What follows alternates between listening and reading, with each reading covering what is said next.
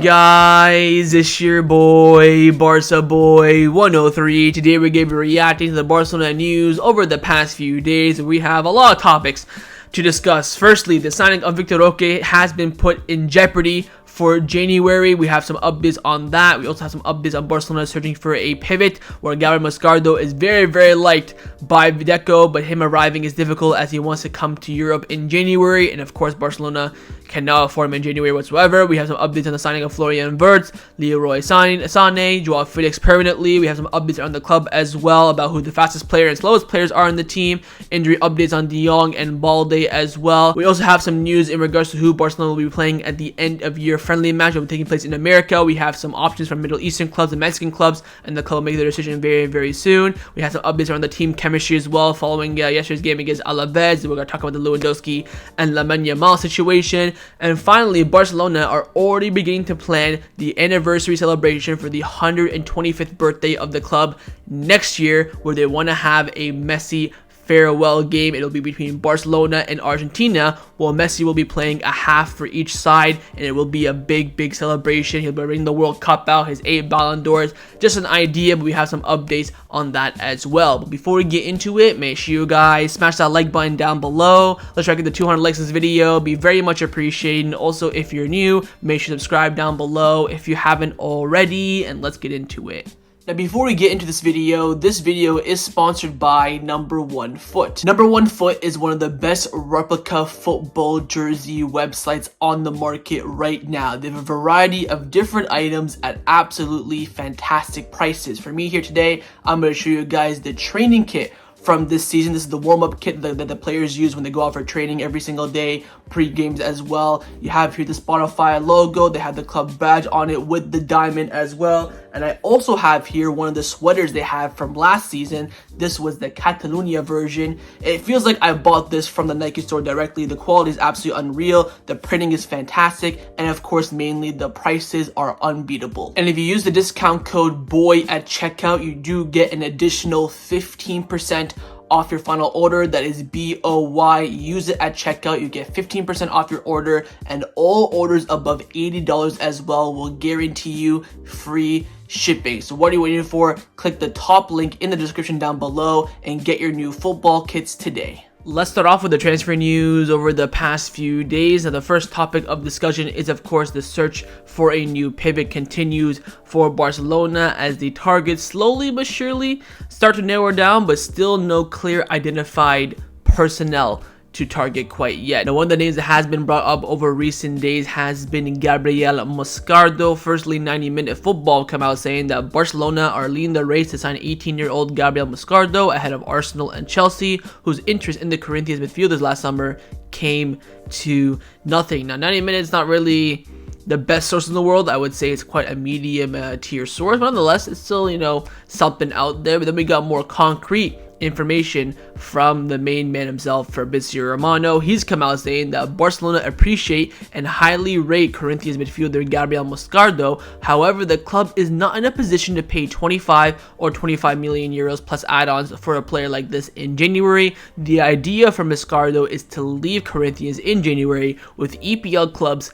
keen on the player, and I believe this is the end of the road for Barcelona's pursuit in Moscardo if he does really want to leave in January. Of course, we heard some reports about Barcelona wanting to convince him to stay at least until the summer to try to strike a deal then. But if he's very set on the fact he's leaving in January, ain't no way we are getting him, because we can barely get a player that we've already signed from Brazil. So if that's the case, I think this will be the end of the road. Honestly, 25 million for him is not a bad of a price. I would have liked to have had 25 million euros as a total package. If you're putting 25 plus add-ons, it is quite a bit of money for an 18-year-old from Brazil who hasn't really hacked it quite yet.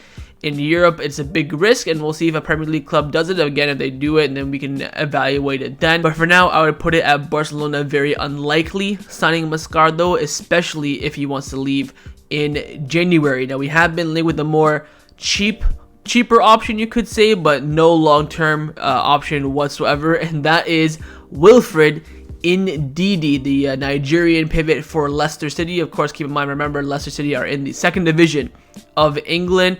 Sport Mail have come out saying that Barcelona are set to move for championship midfielder Wilfred Ndidi, whose contract is up with Leicester at the end of the season. Now, whether we move for him in January or move for him in the summer remains to be seen. I don't know what his situation is right now with Leicester. We've been linked with him quite a few times now recently.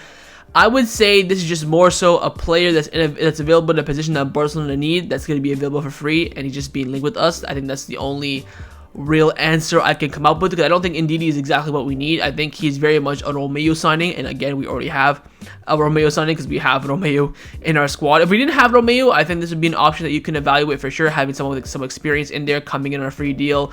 But with Romeu already costing us 3 million to 4 million, which is basically a free deal anyways, there's no need to add Wilfred Ndidi on top of that, unless you're going to sell Romeu back to Girona, which I think is very unlikely. So we'll wait and see. But again, options are, dropping. You have Moscardo, who's probably out now. I think Ndidi isn't really there. You have maybe now Vermeeren as a youngster option. You have Joao Felix perhaps in the summer. But with Barcelona's struggles right now in the midfield, I know for a fact the club are keeping their eyes on the pivot market in January, see if an opportunity comes about on loan. So keep your eyes on something comes like that in the media. But for now, we are looking more towards the summer reinforcement of a pivot. But again, the club will keep their eyes on the January market. Now, Barcelona have also been linked with some unrealistic options for this summer. I think the reason why we're being linked with them is that if they end up signing and performing well, we can say that Barcelona were interested. Now, Vitor Martinez from Sport came out saying that Florian Wirtz is a big gem that Barcelona is following. The player's desire is known, but the process will be difficult, as Bayern Leverkusen this summer run around 100 million euros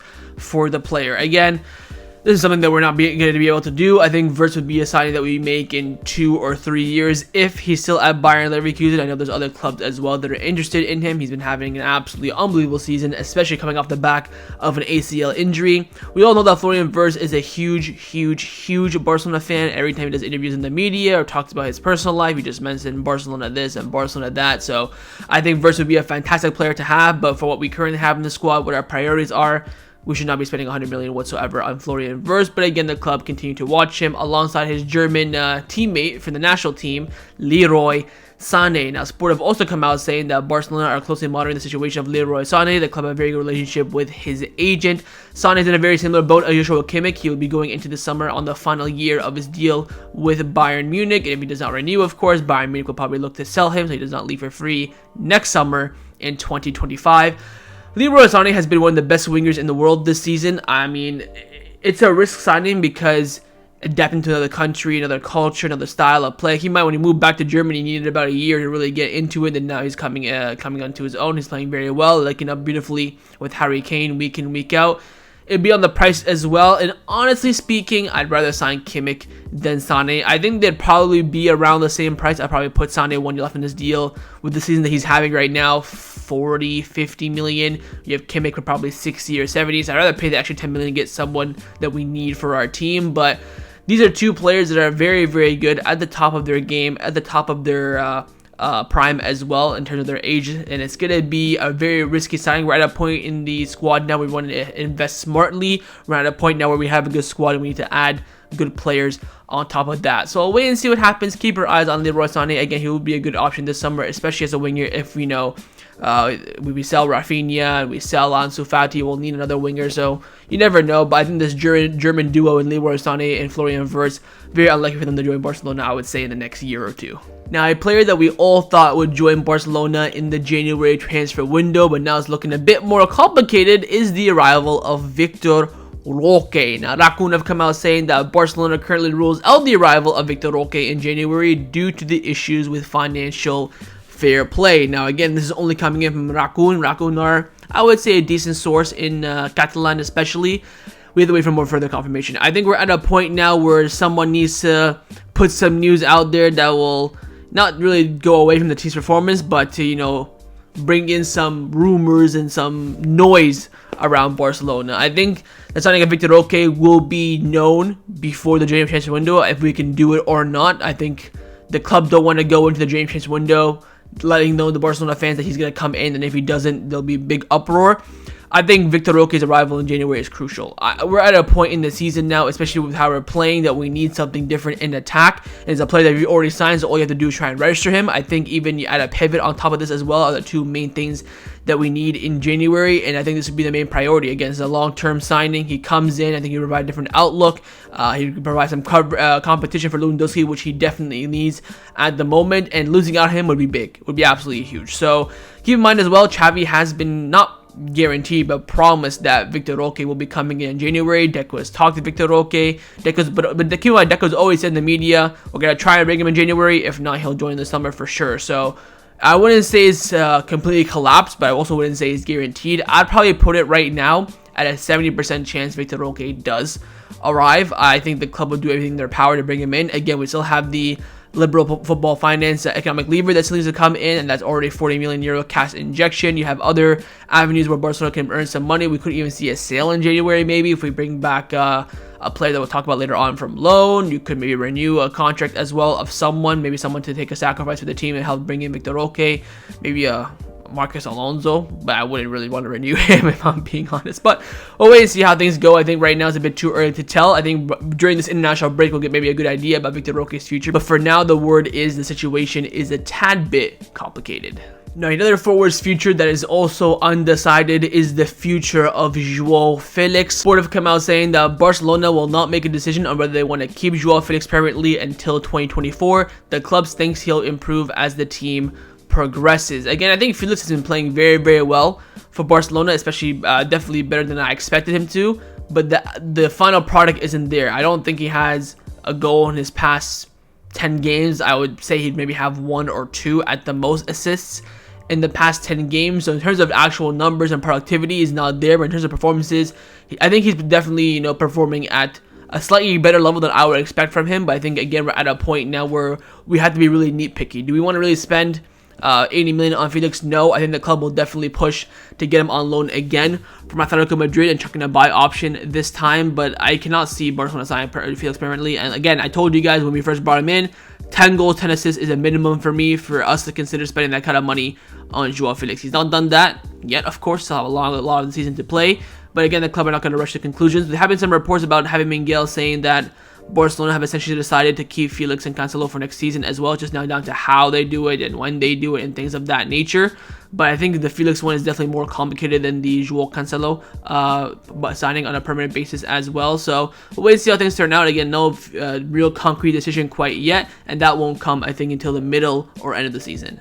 Let's now discuss some of the news surrounding Barcelona over the past few days. I want to firstly talk about the loan move of Clement Lenglet, which out of all the loanees is probably on par with the worst alongside Pablo Torre with Girona. But with Lenglet, it's a bit of a different situation as Barcelona are just seeing that he's not playing at all and they are kind of worried about it. Alfredo Martinez came out saying that Unai Emery is very happy with Clement Lenglet and the termination of the loan is not yet contemplated. However, what also seems to be certain is that he won't stay in Birmingham beyond this season. So Unai Emery is very happy with Lenglet, does not want to let him leave, but probably won't sign him at the end of the season. So what is the bloody point, of course, from the Barcelona point of view? And this is what I was talking about earlier when we talked about Vitor Roque. I would happily recall back Clement Lenglet and try to ship him off to absolutely anywhere or even get rid of his wages. Again, we are paying 20% of Lenglet's wages. Even getting rid of that would definitely be a boost in terms of financial fair play. He is, I think, on like 200,000 a week, so 20% of that covers at least, I would say, half of Vitor Roque's salary for January. This is a situation where Barcelona have to be very cautious because if you call him back and we can't find another suitor, then we're absolutely screwed. So that's the main situation. I honestly think that he'll stay until the end of the season. I doubt Barcelona will call him back, but again, he's only played, I think, 2 Europa Conference League games for Aston Villa. That's it. He's not even coming on really in any Premier League games right now. Konza and Pau Torres have that center back position on lockdown. Again, he is the 3rd choice. Not like he's 5th or 6th choice, but there's no injuries right now in the starting lineup, but no one's been dropping in performances. So wait and see what happens with Lenglet. But for now, Barcelona are very unhappy with his loan with Aston Villa, and the situation could maybe change in January. Now on to some more, I would not say weird news, but different and interesting news, and that is the speed of Barcelona's first team players. They did a test midweek on who are the fastest players and who are the slowest players. This is coming in from Xavi Campos, who's a very reliable source, and he's come out saying that he has some of the information and data in regards to the squad on who's the fastest players and who's the slowest players. Now, on the fastest players, he said that Alejandro Balde, based on the tests that have been done, is number 1, Araujo is number 2, and Rafinha is number 3. Honestly speaking, I am not surprised by these 3 players. Rafinha, I cannot remember him showing any speed when on the ball at all. I've seen Araujo track back. I've seen Balde up and down that wing. I also think Koundé is very, very fast among the first team players as well. I would say Lamine Yamal is definitely in that category, maybe 4th and 5th there. But Rafinha, I never see him like burst for pace, whether it's in attack or to track back. But this list really doesn't really surprise me at all. But of course, we also do have the slowest players, and the slowest players are Oriol Romeu at number 1, Pedri number 2, and Fermin Lopez at number 3. Now, Romeu being number 1 does not surprise me whatsoever. I would say this though, I am shocked that Marcos Alonso is not in this top 3. I would have had Romeu number 1, Alonso number 2, and maybe like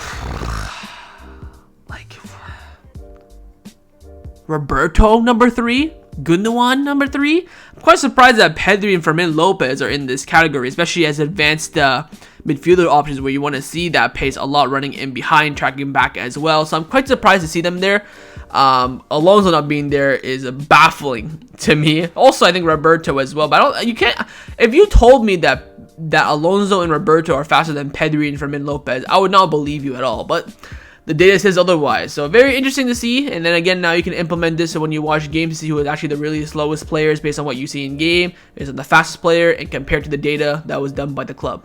Now, speaking about the slowest player at Barcelona, we do have some news in regards to Oriol Romeu coming in from Gabriel Sanz from Deportivo. He's come out saying that Xavi is delighted with Romeu's contributions. The coach considers the importance of a midfielder to be crucial as a reaction to the team's bad games. At the club, they still think they have the best option to replace Busquets with. So at the club, they still are very adamant that Romeu was the best option to come in and replace Busquets. Whether he was the best option or the best option with the club's financial and economic situation, I think are two different things. Again, we criticize Romeu for playing poorly, but again, he is a £3 million signing. I think he is performing to as much of you paid for him. I think Romeu's first month and a bit of Barcelona was very surprising, very good. A lot of people had a lot of expectations for him, and then the past month and a half, 2 months, he's been dreadful. I mean, that's really what plays into the real criticism of Romeu. If he came in and he was like, and then kind of dropped off, we can say, you know what, we paid $3 million, so what we expected, it is what it is. But the fact that he played well preseason in the first like 3 or 4 match days and then drop off to this absolute stinker to the point that Gundogan, who was supposed to be the replacement for Pedri, is now playing in the pivot because Romeu was that bad. Says enough in my opinion. But again, I'm not gonna. There's really no point on hating on Romeu because you know what? He's a £3 million signing. What do you expect? You're not gonna get the best pivot in the world. But I think in terms of the club's economic situation and financial needs, Romeu to come in to not replace Busquets, but to sub in for Busquets is what I would say. I wouldn't complain too much about it. I think the best option in terms financially, he's definitely top 2, top 3, but best option in general, definitely not even amongst the top 5. So again, for now though, Xavi and the club still back the signing of Romeu and hope that things change in regards to his situation later down the season. Now, there is a player that's doing very well right now for Barca Athletic, and it is raising a few eyebrows at the club, and that is the midfield performance of Marc Bernal. Mundo Deportivo have come out saying that Xavi and especially Deco have a lot of confidence in Marc Bernal and see him as a midfielder with the highest projection in La Masia. So keep your eyes on Marc Bernal. He has trained a few times with the first team, especially when we had a lot of the injuries in the midfield, which of course, you know, is to be expected. We'll see if we can get him into a game or maybe off the bench in the Copa del Rey. Him breaking into the first team this season would be very damn near impossible. Maybe in the end of year friendly, he could be in that squad list, get a few minutes as well. Again, we have the likes of Pau Prim there as well. Noah Darvic is doing very well down there as well. So there's a lot of options in the midfield in that sense, but no one as a real natural pivot that's really knocking on the window. Of course, Pau Prim is a pivot, but he's not really knocking on the window. You also have Casado as well. So we'll wait and see if the hype lives up to the expectations or not. But Xavi and Deco are big fans of Marc Bernal, and they could see him as a midfield option later down the line. Now, a loan deal at the moment, I would say, that is in the positive trajectory is the loan of Julian Araujo to Las Palmas. And of course, the main man himself, Boyan, has finally met and watched Araujo. He's gotten to watch other loan players like Eric Garcia, Pablo Torre, Ansu Fati. I think he saw Serginho Dest as well, and now he's finally met up with Julian Araujo. Ferran Martinez from Mundo Deportivo came out saying that Boyan did travel to Pamplona for Osasuna versus Las Palmas, where he will watch Julian Araujo live in action. They already met in the hotel prior to the game. Boyan also met with Las Palmas sporting director and the coach Garcia Pimienta to evaluate Araujo's situation, the feelings and the evaluation of it as well. The meeting was productive, and it confirmed the player's evolution. Araujo has been appreciated by the follow-up by Boyan and has positive valued the gesture of the Barcelona coordinator. So Julian Araujo is very pleased that Barcelona are keeping tabs on him. Garcia Pimienta very happy with the development of Julian Araujo, and I definitely think he has a chance of being in the first team next season. You have Julian Araujo, you have Hector Ford, both very, very good right backs, doing well for their respective categories. Hector Ford is doing very well for Barça Athletic and also for the under 17 for Spain. Julian Araujo is doing very well with Las Palmas as well. So you have Cancelo next season, and you also definitely have an option there as a backup. I wouldn't go out personally and sign a right back. I think you have Cancelo for the next 2 years, hopefully. Then you have Araujo to cover there and provide competition, maybe take over, and of course Hector Ford as well. I think Barcelona finally, for the first time in a very long time, very well covered in the right back position, and we'll wait and see how the future of Julian Araujo develops in the next few months. Let's now discuss some of the injury updates around the first team at Barcelona. Of course, officially, the only two injured players are Frenkie de Jong and Sergi Roberto. Still no update on Sergi Roberto. We do have an update on Frenkie de Jong. Of course, Xavi in the pre-match press conference for Alaves confirmed that Frenkie de Jong will be available against Rayo Vallecano, so he should be back after the international break. But I do want to highlight this, of course, the birth of his first child. Now, if it does happen during the international break, fantastic. I would say if it goes late and it happens 2 days before the Rayo Vallecano game, I don't think he'll be there. I think if we play Rayo, I think Sundays, if his wife gives birth either Friday or Saturday, I don't think he'll be there. I think he will miss the trip to be with his family, which of course completely understandable, although it does suck for us quite a bit. I think if they give birth Thursday and prior to that, he should be there. So keep your eyes open on his social media him to announce the birth of his child. So hopefully that does go smoothly and does go well and there's no issues. Then he can be available, of course, against Rayo Vallecano, where you could say he definitely won't start the game, but the matches after Vallecano, Porto, Girona, Atletico Madrid, you need Frenkie de Jong for those games. Next up, a little sneaky injury, you could say, some discomfort, is on Alejandro Balde, who of course did not start against Alaves yesterday. Gabriel Sanz Mundo Deportivo came out saying that Alejandro Balde is not injured but has been suffering from some minor physical discomfort. The coaching staff could work with him with a specific tactical and physical plan during the international break and try to recover his best level and physical tuning. So he has some niggling physical discomfort, Alejandro Balde, but thankfully he hasn't been called up for Spain. The two left backs were Grimaldo and Gaia. Gaia did go down injured against Real Madrid, but apparently now, according to reports, he's not injured, which of course is good news for me. If I'm Balde, of course, I'd be very disappointed. I would understand that. But as a Barcelona fan, our starting left back now being selected for me is golden. Stay back, recover, recuperate, get your physicality at a top level, come back. Vallecano, Porto, Girona, Atletico, start, bish, bash, bosh. Pedri has also not been selected for Spain. Thank God for that as well. Brilliant. I think only Ferran, Gavi, Inigo Martinez, and someone else, Lamine Yamal, were the four that were called up by Spain, which I don't really mind. I think Inigo has definitely deserved to be called up, get some minutes, and Lamine Yamal can get some minutes as well. Again, I am worried about Gavi, and hopefully Ferran Torres doesn't pick up any niggling injury. But on Balde, I think this is very good for him, not being called up. 2 weeks rest. He's been, of course, playing a lot of minutes recently, except for against he did start against Shakhtar and against Alaves as well. Keep that in mind. He did start against Sociedad, so he hasn't started the last 2 games. Hopefully during the international break he can definitely recuperate, but nonetheless I think we're looking good in terms of injuries. Hopefully by the time we hit the first week back from international break, we'll have a fully fit squad with Roberto and de Jong officially coming back from injury. Let's now discuss some of the news surrounding Barcelona over the past few days. First, we do have some updates in regards to the end of year friendly match that should be taking place after we play, I forget who it is. Almeria? I think we play the final day before the Christmas break. Anyways, it's a La Liga game at home. Raccoon have come out saying that Barcelona will play a friendly match on December 21st on my birthday, and there will be 2 offers, one from a Mexican club, America, and the other one from a Middle Eastern club. The decision will be made in the coming weeks depending on the economic offer. So the club, of course, will take the biggest offer they have on the table. This will be taking place in America. I forget where in America. I think it's Miami off the top of my head. but waiting for further confirmation. I don't think I'm right. Anyways, end of year friendly. It'll be if we do play on the 21st, if that's confirmed, that means Barcelona will play Almeria on the Monday or Tuesday. That I believe the 21st on a Thursday, so you want to at least have 40 hours of turnover to travel and of course recuperate a little bit from the match. We could see Xavi pick a lot of B team players to come out there. I don't really know what the case is going to be, but we have to wait, because again, we can't really tell La Liga when to place our game. They could have placed it on December 20th. Hell, they could even put it on the 21st if needs really be, but I think the club probably will talk to La Liga, see if they can get an earlier kickoff day, but we'll wait and see how things turn out. But most likely there will be an end of year match for Barcelona, a friendly game to earn some money just before the Christmas break. Now, there is going to be another extra match for Barcelona at the end of this month, not next month when we have that friendly at the end of the year, but there will be another match at the end of November in commemorance of the great Johan Cruyff. According to Mundo Deportivo, there will be a special match of Barcelona veterans and a team of veterans of other La Liga teams on November 25th to commemorate 50 years since Johan Cruyff's signing by Barcelona in 1973. It will be called 50 Years of Johan to celebrate and honor 50 years since the signing, in which changed Barcelona's history forever. The match will be played at the Johan Cruyff Stadium, and tickets have already been put on sale on the club's website.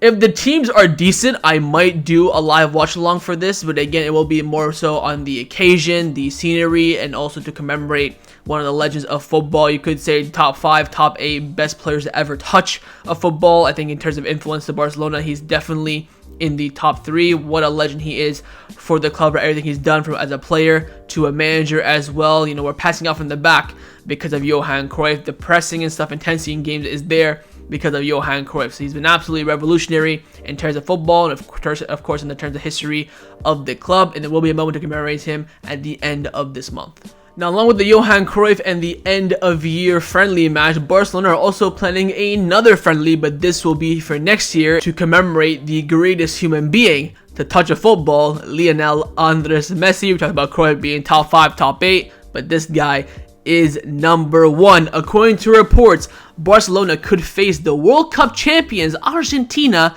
at the Spotify Camp Nou as part of the club's 125th celebration in the 2024 once the new Spotify Camp Nou opens up. This is an option that would see Messi return to his home. Messi could present the World Cup trophy and all his 8 Ballon d'Or trophies, which were the most won during his time at Barcelona. The Argentinian would play the first half for Argentina and the second half for Barcelona. Now that would be something, and I'll tell you what, if this is going to be the case, best believe I will be there. I will buy the ticket, I'll buy the flight, hotel, and I'm going to witness this in person.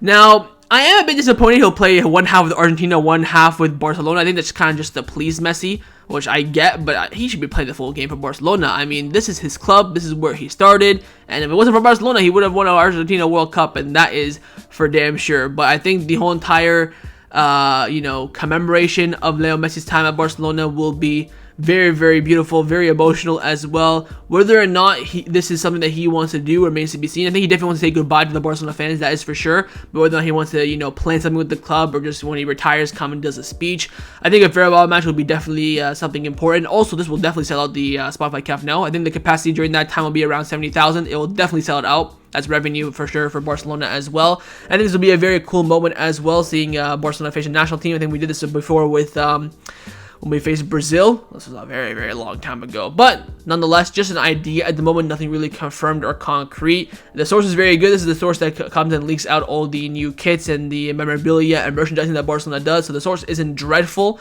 but I think Barcelona are definitely considering what to do on the club's 125th anniversary. Of course, the 124th anniversary is coming up at the end of this month. So they want to, start planning for the big one, the 125th anniversary for next year. So we'll wait and see. I think if this was to be the case, this would have to be confirmed sometime in the summer, surely. That way you can get the fans, i.e. me, get ready, get tickets, get the flight and everything. So we'll wait and see how it develops. Right now, Barcelona are planning a big celebration for the 150th anniversary of the club, and that could involve a farewell match for Leo Messi. Now, the final topic that I want to discuss before I end off this video is to give you guys some updates on the current situation at Barcelona in terms of the team's spirit and the team's chemistry. Now, before I get into this, I want to tell you guys that both these reports came out before yesterday's match against Alaves. It came out after the Shakhtar debacle, And I'll give you guys the reports, and I'll give you guys my analysis and my thoughts, and also some things that happened yesterday as well. Now, first, Fernando Martinez came out saying the most important conclusions the group reached after their meeting on, Wednesday or Thursday, that the team spirit must return to as it was last season. The team must defend and attack together. The high press must be intense and together after losing the ball. Xavi also took responsibility for several things that happened, such as the pressure of game and the team's positioning on the ball on the pitch. The players realized that they have to regain their mental level and be more focused on every ball and game. Now, since this, of course, against Alaves, that first 45 minutes, we saw absolutely none of this in any way, shape, or form. So, you're now asking what was the point of these meetings, and especially leaking it in the media. Now, Tony Juan Martin from Sport came out saying that the Barcelona squad, only the players had a dinner together on Wednesday night to raise their spirits and deal with the sporting issues and internal matters. Keep in mind, again, they had a meeting with Xavi and the coaching staff during the day, went out, trained, and then at night, the players organized a dinner for themselves, only them. The heavyweights detected that due to the recent matches, the great atmosphere at the beginning of the season was somewhat lost, and they called for this to get together. The players decided to have another meeting with the coaches, and it took place to exchange some perceptions and strengthen ties. There is also total communion and togetherness a part of the squad. The dressing room believes that the current turbulence period needs more togetherness than ever, and they must avoid outside noise as much as possible. The meeting was positive, and the players and the coaches agreed that they must be together to avoid outside noise and focus on what is coming. Several of the newcomers at Barcelona, so your Joao your Joao Felix, your Inigo Martinez, your Ilkay Gundogan, and your Oriol Romeu, are still surprised by the amount of outside noise which takes place around the club, both when things go well and when things go wrong. First of all, this is Barcelona. I mean, pull your head out of your arse. Of course, there's going to be pressure. There's going to be, noise in the media. Welcome to the top of football. Don't be surprised by that. Now, I will say this. Since yesterday's game, there were some clips and videos of Lewandowski getting into a little bit of a spat with Lamine Yamal during the game. Now, I would love to show it to you guys on the screen, but I will definitely get copyright for it, so I cannot. Basically, when Lamine Yamal had that chance at 1-1 where he dribbled inside had a shot that was saved that went out for a corner kick, Lewandowski was very disappointed on the pitch because he wanted Lamine Yamal to feed him the cross. He said that he was telling him, oh, this is the second time you've done it now, find me. Lamine Yamal kind of just nodded his head and stuff, went to high-five Lewandowski, and bloody Lua aired him. He didn't even high-five him. And then now everyone's like, bloody hell, Lewandowski, he's 16, man. What? You're acting like a child. This does not really bode well for Lewandowski. And keep in mind, Lewandowski is one of the heavyweights in the dressing room. You have Sergio Roberto, of course, Ter Stegen, Araujo, De Jong, the four captains. But I think the other heavyweights would include the likes of Lewandowski, the likes of even maybe Gundogan at this point, and maybe Gavi and Pedri as well. The big-name players that, kind of not run the dressing room, but keeping eyes on things. Of course, the four captains are the ones that run it and, decide the rules and things like that. But bloody hell, Lua, he's bloody 16, lad. Just give him a little high five. You know that all the cameras are going to be on you. You know this is Barcelona, going to be cameras coming from all angles. And this man absolutely aired Lamine Yamal. I first saw the clip from the stand. I'm thinking, oh, maybe he just didn't see him. He's focused on the corner coming in. But when Movie Star came out with their angle, I'm thinking, this man, he saw him. He just aired him. Like, Lamine Yamal said, yes, all right, sorry. He comes to high five him. And Lewandowski just kind of like pushes him out of the way. So now I'm thinking, all right, are there beef in the dressing room? Are there players not happy with each other's performances? You had the Gundogan coming out after the Clasico, but again, Xavi shut that down. Jules Koundé even shut that down in the Shakhtar press conference. So I'm thinking, what the bloody hell is going on here? People in the dressing room are unhappy, this and that. We're at a point now where we have a season-defining moment after the international break. These players need to pull their head out. And also, by the way, Cancelo posted a quote on his Instagram story yesterday saying that, what was it? Like, winning is not everything, but having the desire to win is everything. So I'm thinking, what the hell does that mean? Is that a dig at some of his teammates? Is that just him trying to sound cool? Like, lads, you get paid very good money by Barcelona to go out there and play football. 1 + 1 is 2. It ain't that hard. Go out there, put 110% on the pitch, go home to your wives and kids, and do whatever pleases you. I mean, my God, we're seeing 35-year-old veteran strikers, one of the best strikers in the history of this game, getting pissed off at a 16-year-old kid and won't even high-five him. I don't really know what to say. I will say this, though. International break, hopefully everyone goes out with their countries, plays, does do well, cool down, come back, regroup, go again. The run that we have after international break is, I keep saying this, I'll play it again because I wanted to get engraved in your head, season defining. So We'll wait and see then. But again, the team chemistry, according to the media, is good. Everyone's happy with each other. They had, 5 meetings over the past week, but still performed shite against Alaves. You have Lewandowski getting pissed off at Lamine Yamal. You have João Cancelo putting out some weird Instagram stories. I don't know. I think over the next few days, we'll get some more release about the team's feelings, the team's chemistry, stuff like that. Of course, Pedri and Balde, 2 big players for Barcelona, will be staying during the international break, so we might see some rumors come out then. But for now, everything according to the media is fine. But again, when the season comes back after the international break, that's where the real test begins. So that was my reaction to the Barcelona news over the past few days. Hope you guys enjoyed this video. If you did, make sure to leave a like, and of course, leave me your thoughts down below in the comments on everything we discussed. The main thing I want to first see, of course, is your thoughts on the signing of Vitor Roque in January. Do you believe it'll happen or not? Second, your thoughts on the pivot situation. Would you go for a low-cost, short-term pivot in January? Would you wait until the summer to get someone long-term? Who are the names that you're thinking about? Third, your thoughts on the Lionel Messi farewell game. Are you in favor of this decision? Do you like the concept and the idea? And finally, your thoughts on the end-of-year match and who Barcelona should pick as their opponent. We should go for the best money, the best actual game of football. And of course, make sure you guys subscribe down below if you haven't already. And I'll see you guys next time on the channel. Take care and Forza Barca.